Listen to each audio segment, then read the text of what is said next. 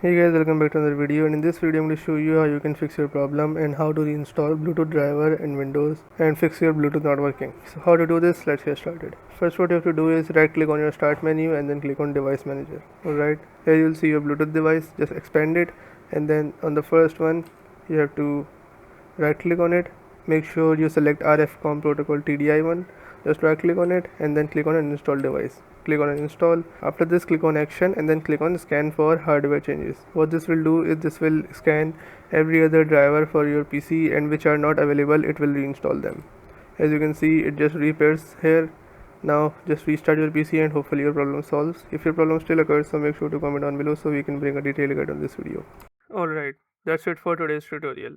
I really hope this video helped you solve your problem or learn something new about your PC. My goal on this channel is to make everything about computers simple and easy, whether it's fixing errors, downloading software or any game, boosting performance of any Windows or any game, or understanding new tools. If this video was helpful in any way, don't forget to hit the like button because it really motivates me to keep bringing you more useful content.